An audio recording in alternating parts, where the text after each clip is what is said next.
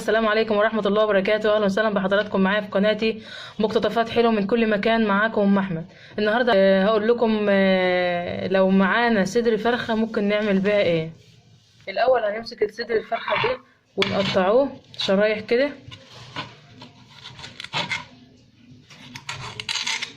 شرايح رفيعة.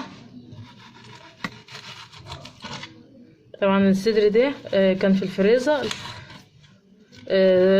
لما بيتحط في الفريزر ويطلع بيبقى سهل التقطيع على ما بيبقى فريش يعني كده. هقطعها رفيع كلها كده.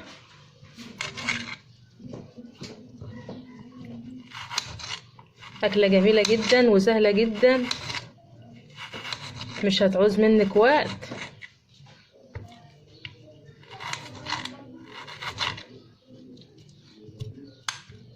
اقول لكم على الاكله بقى بس في نهايه الفيديو، لازم تشوفوا الفيديو للاخر عشان اقول لكم الاكله ديت هتبقى ايه.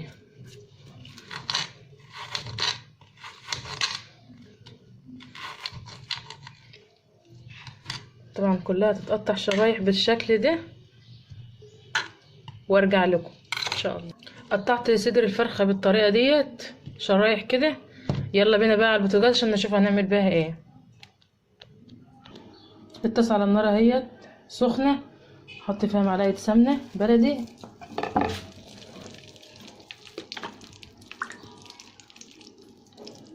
وحوالي 4 معالق زيت، واحط الفراخ صدر الفرخه كده واقلب كويس.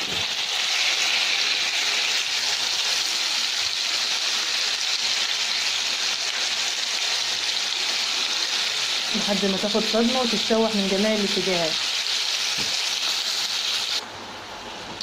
الفراخ بتاعتي الشمعت كده واتشوحت كده، هبدا احط البهارات بتاعتي. طبعا دي معلقه كبيره ملح، بصل بودر،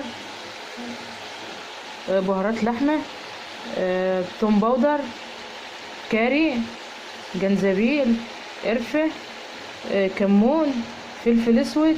طبعا من كل معلقه من كل نوع نص معلقه، الا بس الكزبره الناشفه على الكمون دي معلقه. طبعا هقلب كده كويس كله كده مع بعضه.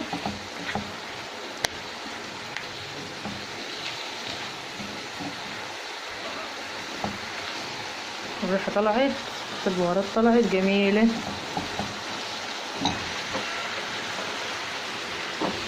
حط البصل جوانح او شرايح وقلب.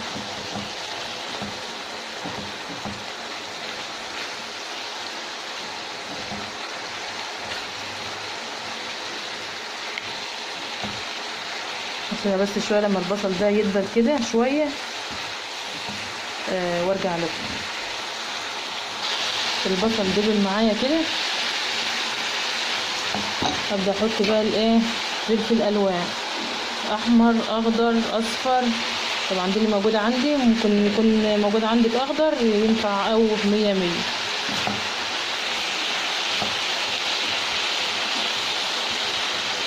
هسيبها كمان 5 دقايق الفلفل ده يدبل برضو كمان شويه.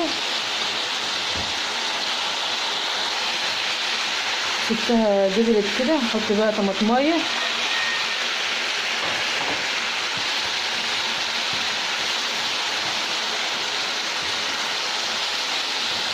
اقلبها كمان كده. الالوانات يا جماعه دهيت جميله جدا، بسم الله ما شاء الله.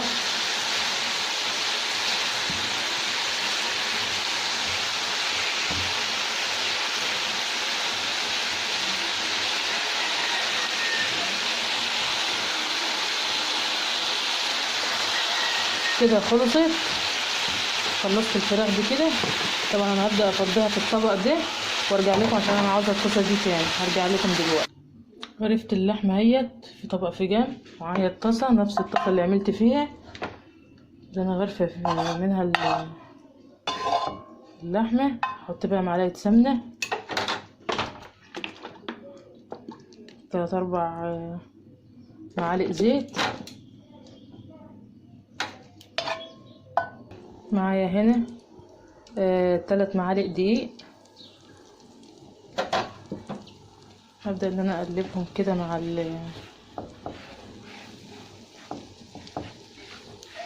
السمنة لحد ما يصفروا كده.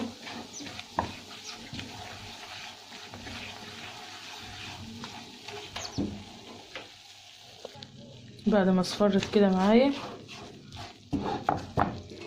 ده كيلو لبن. هبدأ بقى ان انا احط كده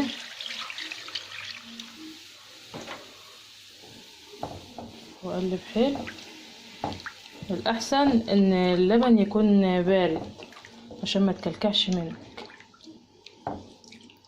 ده البشاميل بقى، ده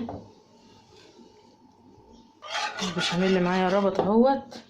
هبدأ ان انا احط الملح، معلقة ملح،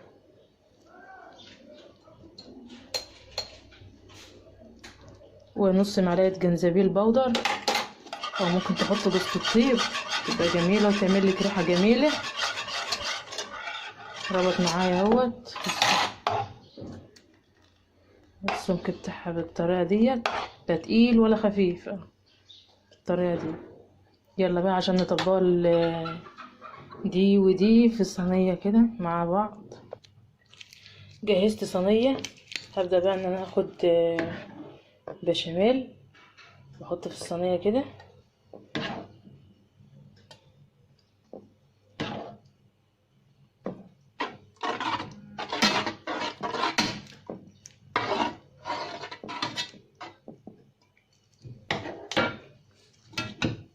معايا مكرونة سلقاها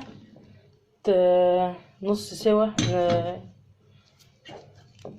عشان خاطر تشرب من التتبيلة ديت من البشاميل ده. هبدأ بقى نحط طبقة بشاميل كمان كده، واضغط عليها كده عشان خاطر تشرب من البشاميل.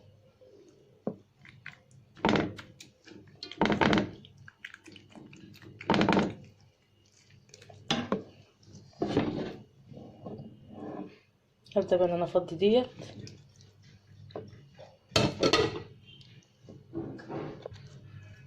افرد كده اللحمة بتاعتي كده،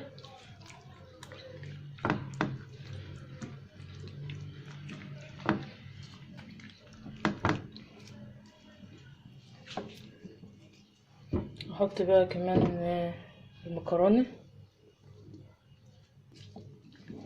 كده، وبقية البشاميل ده هبدأ ان انا افضيه على فوق المكرونة.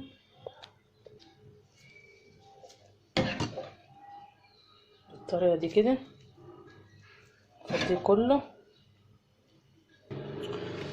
طبعا انا فردتها كده بشاميل كده، فردته على الوش كده. طبعا اللي عاوز يحط بيض يحط بيض. انا هحط معلقتين زيت بس كده عشان خاطر تتحمر وشها يحمر بس كده. هحطها بقى في الفرن. طبعا كل حاجه مستويه، الفراخ والمكرونه والبشاميل كله مستوي. هحطها بقى في الفرن. مش هتاخد وقت يعني، وهتطلع على طول حوالي 10 دقايق. وبالكم ان شاء الله في التقديم. بسم الله الرحمن الرحيم. بسم الله ما شاء الله. المكرونه بتاعتي استوت اهيت. احنا عرفنا دلوقتي ان احنا هنعمله ايه النهارده. مكرونه بالبشاميل بالفراخ. ان شاء الله تبقى وصفه سهله عليكم وجميله، والريحه بقى روعه روعه وجميله جدا. بسم الله ما شاء الله. طبعا هي لسه سخنه. طبعا المكرونات البشاميل يعني لما بتبقى سخنه ما بتطلعش يعني القطع بتبقى سليم. فانا هسيبها لما تبرد واقطع لكم مكرونه واوريكم شكلها من جوه شكلها ايه، واكيد طعمها لذيذ ان شاء الله باذن الله. يلا عشان نقطعها مع بعض.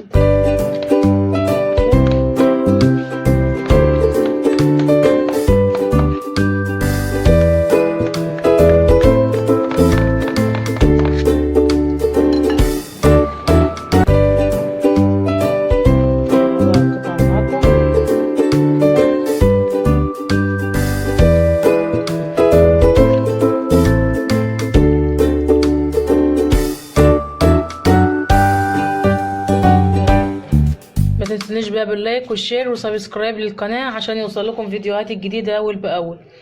ولو عجبك الفيديو دوسي لايك للفيديو دعما منك للقناة، واترككم على خير في فيديو جديد، والسلام عليكم ورحمة الله وبركاته.